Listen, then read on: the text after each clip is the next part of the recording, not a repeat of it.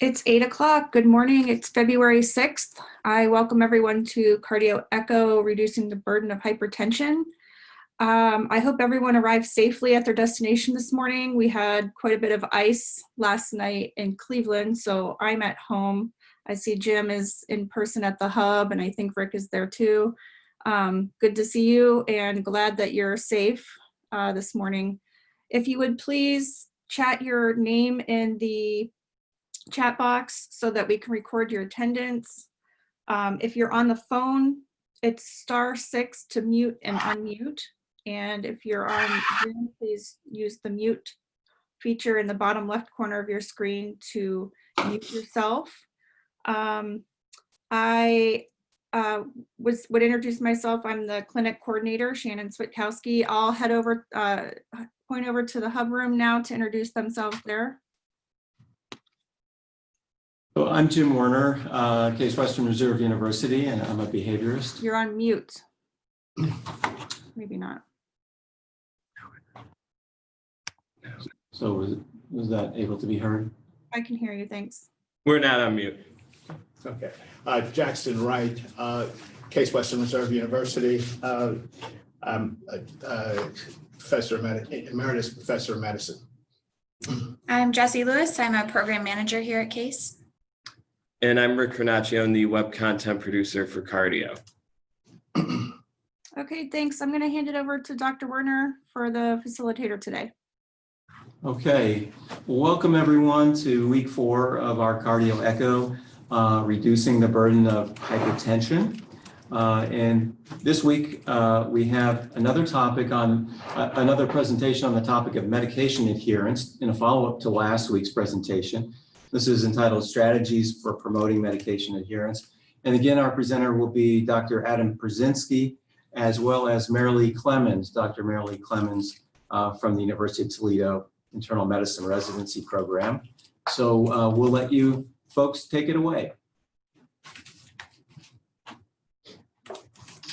All right, good morning, everyone. I'm Marilee Clemens here from beautiful Toledo. Nice and snowy weather this morning. And I'm going to be talking to you guys about strategies for medication adherence. Shannon, if you want to go to the next slide, or whoever's controlling the slides.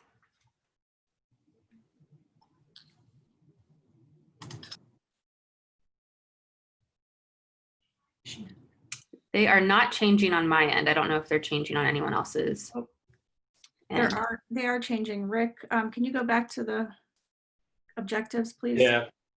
Okay. Not changing? Not changing on my end.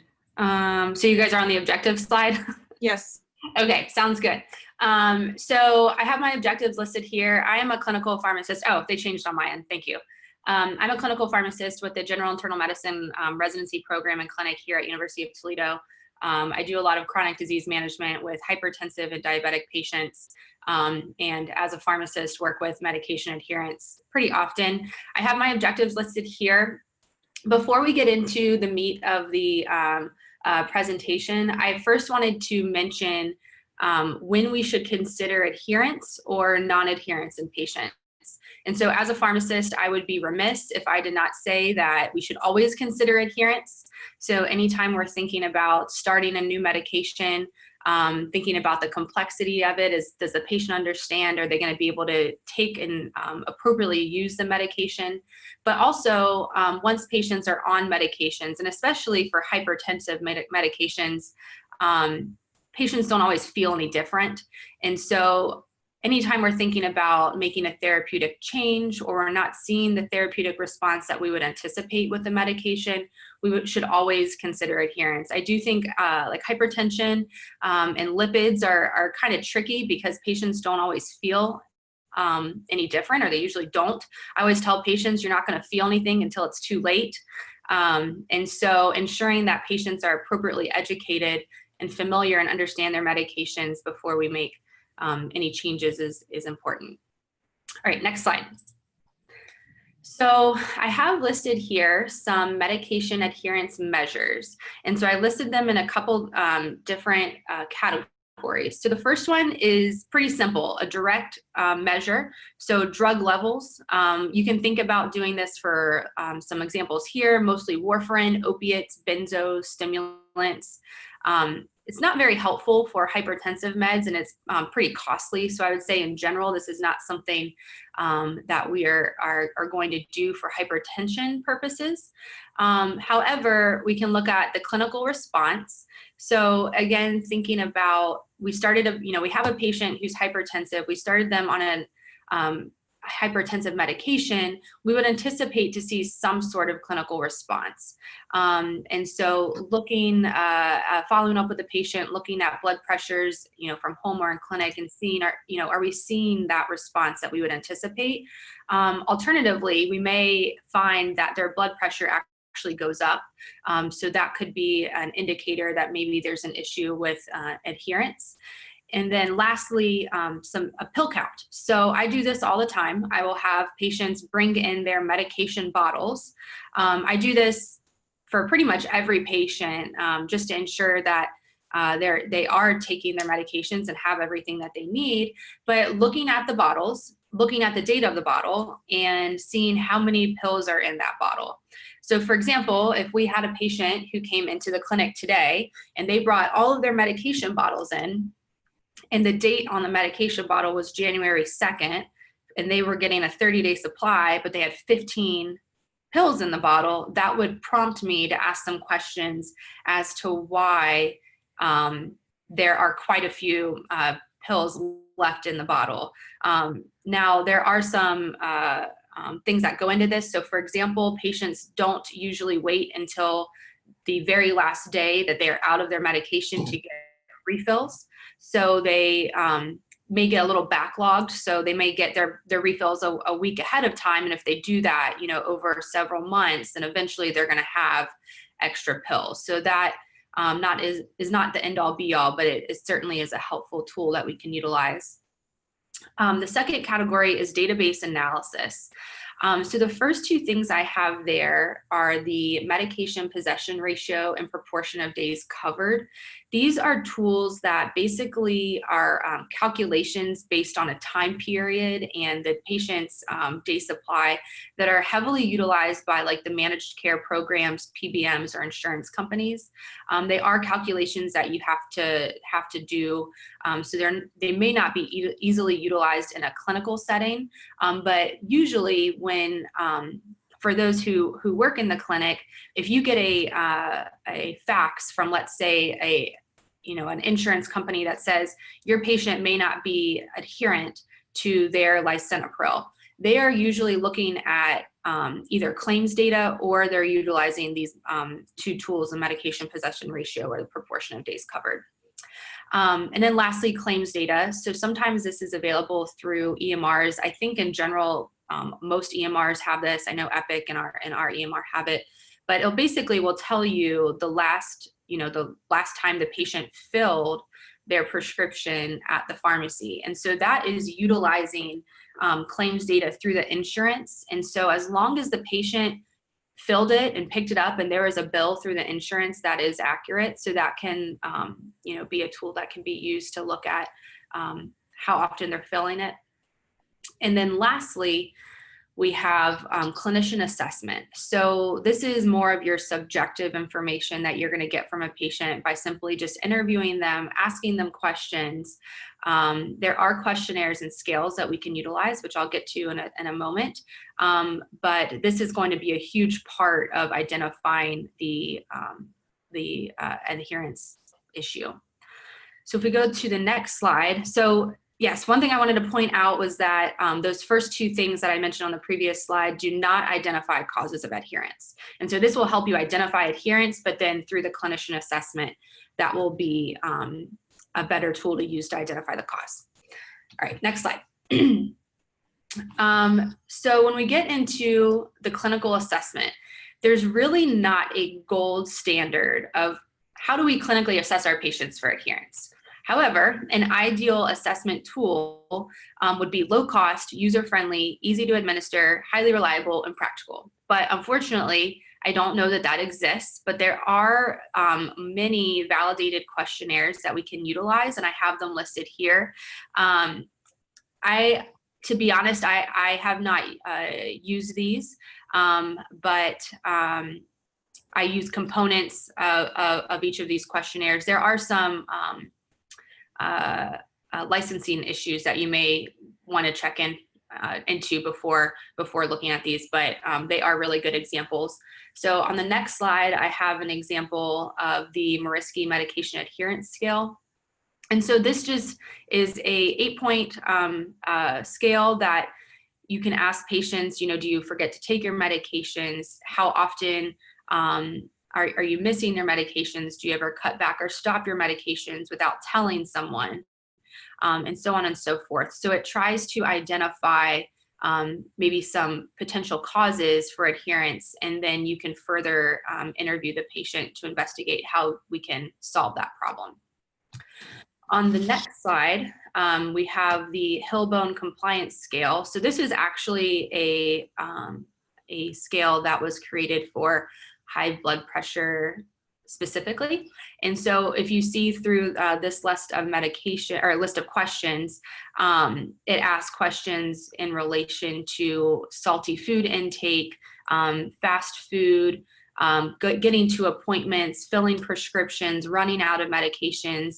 So this is a pretty all-inclusive list of questions that you could ask a patient that kind of highlights some things that go into uncontrolled hypertension. Now, the thing to think about when using a questionnaire is you always have to think about your audience and ensuring that the patients you're working with are willing to do a questionnaire, but also that they can read. I work with lower income patients, and in previous positions, I've worked with lower income patients. And so giving them a questionnaire, like at the beginning of their appointment, could be a little scary. And so just, gauging your audience if this is something that you think would be helpful for your practice, but also taking into consideration health literacy or the patient's ability to read. Most of these questionnaires are written at a lower literacy level. I don't know which one exactly, but in general, I know that they're written so that they can be pretty well understood. All right, so if we go to the next slide, I kind of created what I thought was a multi-measure approach. I saw this kind of listed on some things I was looking at when creating these slides, but I think this is a really good way to describe how to best identify our patients who are non-adherent, and then also the reason, and come up with a solution. So through the utilization of multiple measures, so for example, in my practice, I oftentimes use claims data as pill counts. I don't use questionnaires, but I do patient interviews. You can identify patients who are non-adherent, and then hopefully start to identify some of the reasons for non-adherence. Now, when it comes to non-adherence, something that's really important to consider is that we need to tailor the solution to the problem to that patient. So everyone's reason for non-adherence is going to be different. And so ensuring that we are creating our conversations with our patients to be individualized for them, and pull out reasons that they are not taking their medications, and then creating solutions that best fit them. So it's very individualized. So what we can do is review objective and subjective information. So as I mentioned, the claims data and clinical data. So oftentimes, like if I had a hypertensive patient, I would look at their claims data that's available through our EMR for all of our visits. We do ask patients to bring in their medication bottles. Now, for the provider visits, that's also asked of the patients, but I would say that is probably a little bit less likely that it occurs. But usually for pharmacy visits, if their patient's coming in with me, I call them and ensure that they are bringing their medications in. So I'll look at the claims data, I'll look at fill dates, I'll look at the number of medications, and kind of walk through that with the patient. And then also looking at their their blood pressure. So before they started this medication, what was their blood pressure? After they started the medication, what is their blood pressure? Are we seeing improvements that we would anticipate to see? But then also you have to now include a lot of subjective questioning that you're going to get from the patient. So did their diet change? Are they now, drinking a lot of caffeine? Are they eating a lot of salty foods? Are they eating fast foods? This happens a lot with some of my diabetic patients who are kind of transient in what they do for work. And so if they're working, they're often eating lots of fast foods. If they're not at work, they're eating at home. And so their blood sugars can change a lot based on that. But that is something that is, very relative to hypertension as well. If patients are eating a lot more fast food, more caffeine, also thinking about, smoking and alcohol intake, chronic NSAID use, all of those things can help us determine, is there another reason that we're not seeing the therapeutic response? And if you can't really identify anything, then you want to think about adherence. Motivational interviewing, I put a star next to it because I think these are extremely important. So creating a no judgment, honest environment with our patients. I think sometimes patients are maybe afraid to tell their clinician or the provider that they're not taking their medication, because in general, as humans, we want to please. Like we don't want to tell someone we're not doing something we're supposed to, but creating an honest environment. So a lot of times I'll say to patients, hey, we started this medication, in your bottle here, there's 10 pills. I would anticipate that by now you should be out of these medications. So did you forget to take some medications? Or I know that your work schedule is really busy. How often would you say that you forget to take medications? And sometimes I'll even use a story for myself. I mean, there's certainly been times I've been prescribed a multi time per day antibiotic, and as a pharmacist, I can't even remember to take them. So I'll just utilize that story and say, I know that you're on a lot of medications. If it were me, it would be very difficult for me to manage these. How often do you forget to take your medications? And so really just emphasizing an honest environment, no judgment, not being patronizing to the patients or making it seem like what they're doing is absolutely horrible, but saying, we can now come up with a system or a solution so that you remember. And then lastly, motivational interviewing. So this is really important, and I know Jim is kind of our expert here, but a lot of times, especially with hypertension, like I mentioned, patients don't feel anything when they're taking their meds. And so trying to identify, what is your goal with your blood pressure? Why do you want to control your blood pressure? And pulling out those reasons and trying to now educate the patient and bring it full circle, so that if a patient says, my family, heart problems have run in my family for a long time, I want to make sure I live to see my grandchildren, or I want to live to walk my daughter down the aisle, or I want to be able to do things that I used to not be able to do anymore. And so bringing it full circle and saying, with your blood pressure, these medications will help reduce your blood pressure, reduce complications that can cause all of those things, and then therefore help you live a very healthy and meaningful life that the patient wants. And so motivational interviewing is huge, and allowing patients to set their own goals and then bringing it full circle as to why taking their medications can help meet those goals. And then on the next slide, lastly, there's many ways that we can overcome medication adherence, but I have this slide in here just to identify maybe some of the most common things that we run into.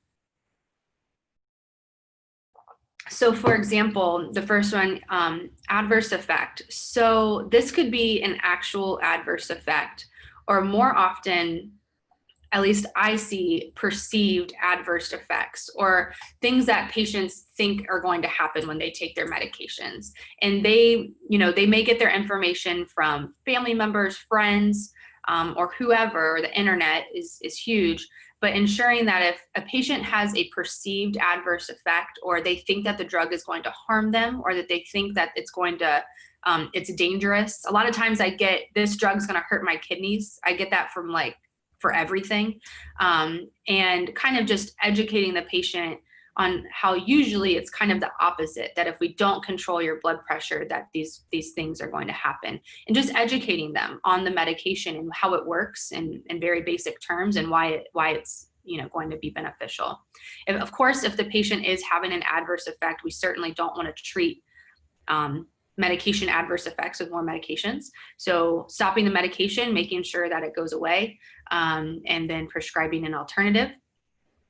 Cost is huge. And so the first thing we can do is prescribe generics. Generally, a lot of pharmacies will have $4 lists or $10 lists, or there's copay cards that make the medications cheaper. But if we are thinking about prescribing a medication that is brand name, I feel like in hypertension we don't do that as much anymore.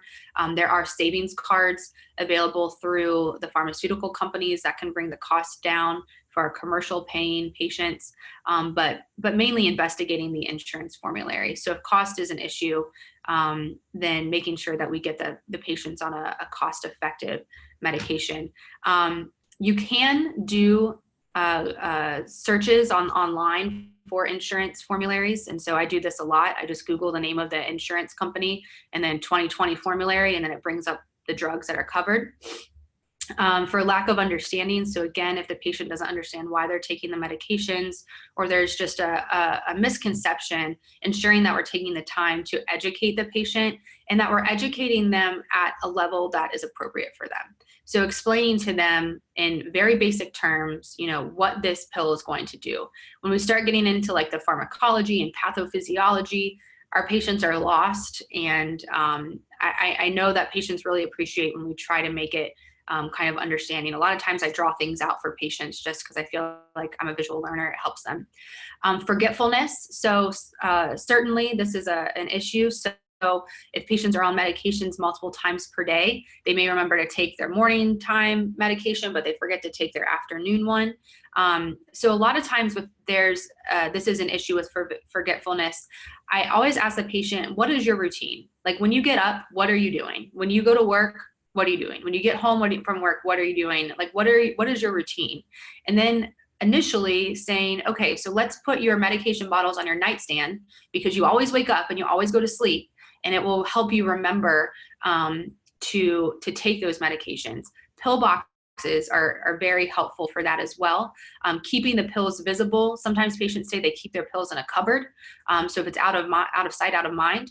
So again, keeping them visible. And then lastly, there's many apps that we can use that utilize alarms to help patients remember. And there's also some pill boxes that are very fancy. I have only seen this one time, and they basically have alarms that go off, and like the pill box section will open, and you need to take your pill for whatever time is open.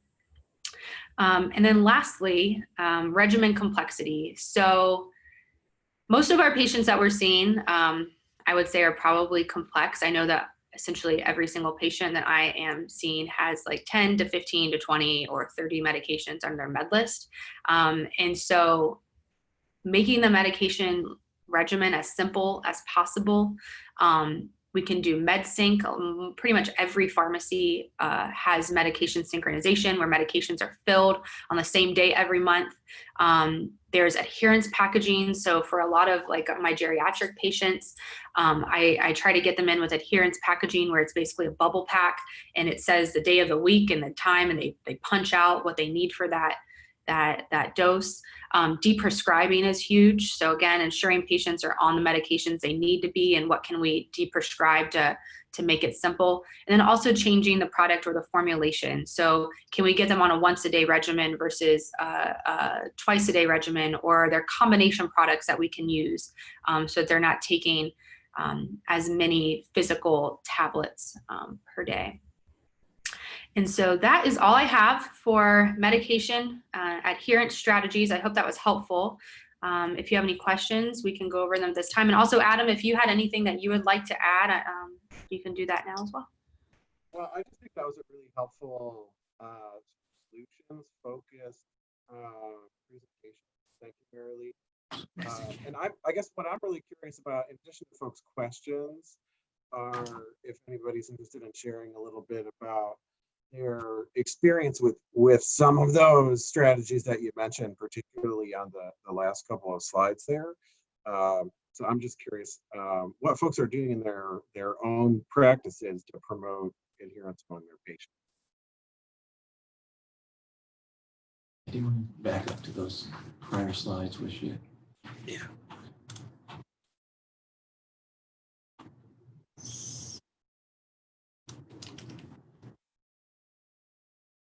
Give everybody a minute to think about that and type in questions in the chat box, or just verbally. You can describe the situation and how you may have used some of these strategies.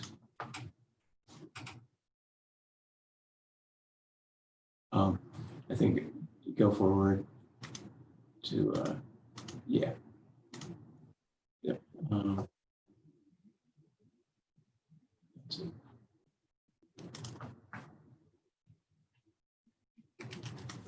Yeah, Adam, we may have missed the first part of what you were saying because it was difficult to hear you. So can you please repeat that? Sure. Well, and I know a big group in Bedford there, so I'm guessing that somebody in that room is able to share some of the strategies they're using with their patients to improve adherence, and whether you've personally tried any of things that Marilee mentioned in her presentation.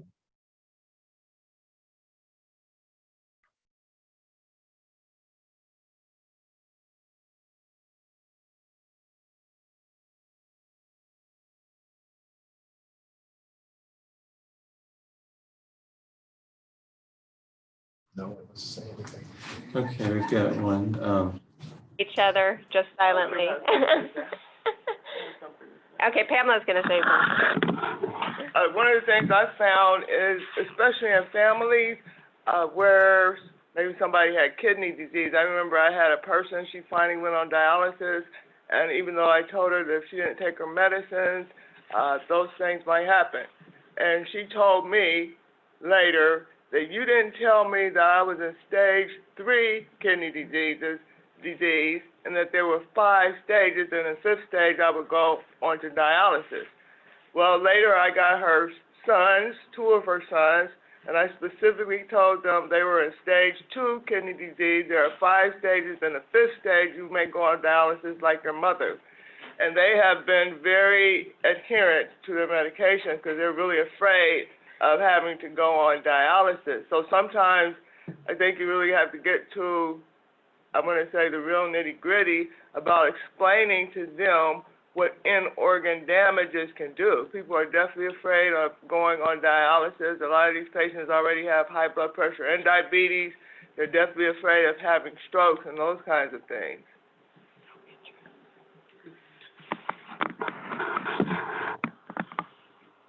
Great. It looks like there are a couple of comments in the chat. I'm just trying to look through here. Looks like Anissa Shomo, it says that she has her patients bring in their medicine bottles, which I think Marilee also suggested, and using reminder calls and text. So are you using text messages to ask patients to bring their bottles in? That is super innovative.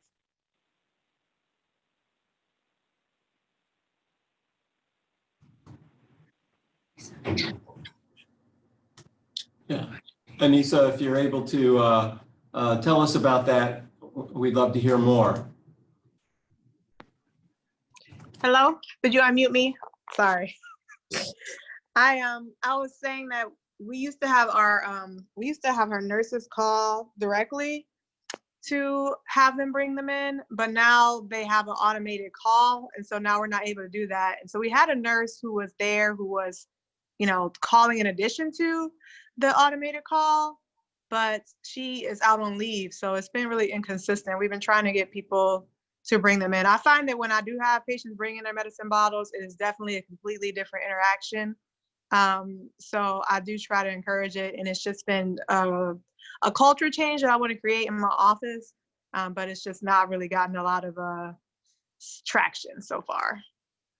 Well, that seems like a great strategy, especially like for any office that's already doing some form of reminder for patients to come in, bring your medication bottles with you to the reminder to come for to the rest of the appointment reminder seems like a great strategy.